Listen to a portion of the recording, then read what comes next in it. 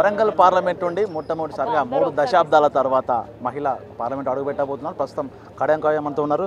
ముందుగా కాంగ్రాట్స్. ఎట్లా అనిపించింది ఒక కౌంటింగ్ సర్లీ? మీరు ఊహించినట్టు వచ్చిందా ఫలితం? Thank you. ఫస్ట్ నేను ఊహించినట్టుగానే మేము 1 నుంచి 1.5 ఈజీగా ఎక్స్పెక్ట్ చేసాము. అదేవిధంగా 1 lakh నుంచి ఇప్పుడు 1.5 lakhs వరకు అయితే ఖచ్చితంగా వస్తుంది. ఇంకో 1-2 rounds మిగిలినాయి.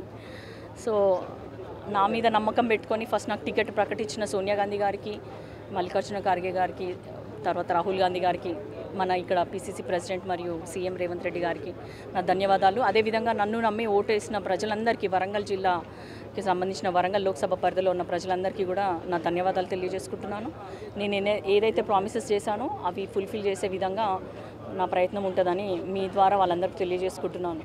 ఎన్నికల ప్రచార సమయంలో కడియం కావ్య వర్సెస్ అన్ని పార్టీల అభ్యర్థుల విధంగా ప్రచారం జరిగింది. అదేవిధంగా ఆరోపణలు కూడా వచ్చాయి. ఆ ఆరోపణలన్నిటికీ విజయ సమాధానం ఏం చెప్తారు వాళ్ళందరికీ? అంతే, సింగిల్ లైన్. మన గెలుపు, మన మెజారిటీయే. ప్రజలు మనల్ని నమ్మారు, ప్రజలు మనం వింటున్నారు. అదే వారికి సమాధానం. 4 దశాబ్దాల తర్వాత ఒక మహిళ, యువ మహిళగా మీరు పాలన అడుగుపెట్టబోతున్నారు. ముఖ్యంగా వరంగల్ పార్లమెంట్ సంబంధించి మీ యొక్క లక్ష్యాలు ఏంటిది? ప్రజలకు ఏం చెప్తారు ఈ యొక్క విజయాన్ని అందించిన ప్రజలకు? అదే నేను చెప్తున్నాను కదా, ఒక మహిళగా, ఒక డాక్టర్గా. అంతకుముందు 83లో కల్పనాదేవి గారు అయ్యారు. మళ్ళీ తర్వాత 40 years తర్వాత నేను అవుతున్నాను. సో ఆ విషయంలో నేను చాలా హ్యాపీగా ఉన్నాను. అదేవిధంగా ప్రజలు కూడా మన మీద ఎంతో నమ్మకంతో నేను ఏదైతే ప్రామిసెస్ చేశానో అవన్నీ ఫుల్ఫిల్ చేసే పనిగా నేను 5 ఏళ్ళు పనిచేస్తానని మీ ద్వారా వాళ్ళకి తెలియజేస్తాను. ఇన్ని రోజులు కడియం శ్రీహరి అంటే ఒక బ్రాండ్ ఉండేది, అవినీతి మరకలేనటువంటి పాలన అందించారు. ఇప్పుడు ఆ పాలనను కడియం కావ్య కొనసాగిస్తారా వారసత్వాన్ని? తప్పకుండా. ఎందుకంటే మేము ఏ రోజు కూడా రాజకీయాల్లో జోక్యం చేసుకోలేదు. రావడం ఈ విధంగా వచ్చాను తప్ప అంతకుముందు మా నాన్నగారు మంత్రిగా ఉన్నప్పుడు కానీ ఎప్పుడు కానీ మేము ఎప్పుడు కూడా జోక్యం చేసుకోలేదు. ఆ విధంగానే రానున్న రోజులలో కూడా మా జర్నీ ఉంటుంది. మొత్తంగా ఒక యువత మిమ్మల్ని, అదేవిధంగా బీజేపీ వైపున యువత కూడా మీకు ఆశీర్వదించి మీకు ఓట్లు వేశారు. యువతకి ఏం చెప్తారు పొలిటికల్ ఎంట్రీ ఇవ్వాల్సినటువంటి వ్యక్తి? హైదరాబాద్ తర్వాత వరంగల్ అన్ని విధాలుగా కూడా ఎడ్యుకేషనల్గా హబ్గా కానీ, తర్వాత ఎంప్లాయ్మెంట్కి కానీ అన్ని విధాలుగా అనువైన ప్రాంతం ఇది. సో కొంచెం నిర్లక్ష్యానికి గురి కాబడింది కాబట్టి వారికి ఉపాధి కలిగించే దిశగానే నేను ప్రయత్నిస్తాను. కోచ్ ఫ్యాక్టరీ కానీ, ఇండస్ట్రియల్ కారిడార్ కానీ వాటన్నిటిపైన నేను పనిచేస్తాను. ఓవరాల్గా ఈ విజయం మీద మీ స్పందన ఏంటి?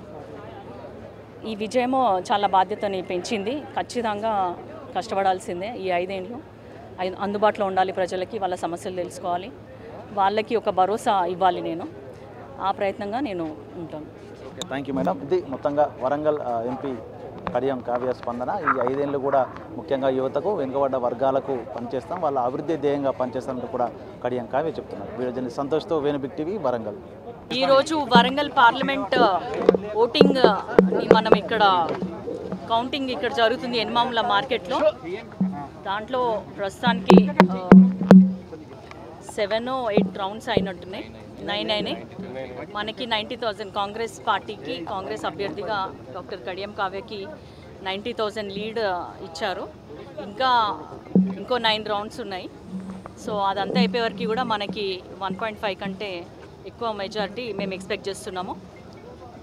మా మీద నమ్మకం పెట్టుకొని టికెట్ ఇచ్చిన సోనియా గాంధీ గారికి, రేవంత్ రెడ్డి గారికి, అలాగే ఇక్కడ నా కోసం కష్టపడి పనిచేసిన ఎమ్మెల్యేలందరికీ, మినిస్టర్లకి, తర్వాత ప్రతి కాంగ్రెస్ కార్యకర్తకి, నాయకులందరికీ, ప్లస్ నా మీద నమ్మకంగా మహిళగా, డాక్టర్గా మీ ముందుకు వచ్చాను, నన్ను ఆశీర్వదించండి అని అభ్యర్థించినప్పుడు వరంగల్ ప్రజలందరూ కూడా నన్ను నమ్మి ఎంతో ఉత్సాహంగా, ఎంతో ప్రేమగా నాకు ఇంత మెజారిటీ ఇవ్వడానికి సిద్ధమయ్యారు.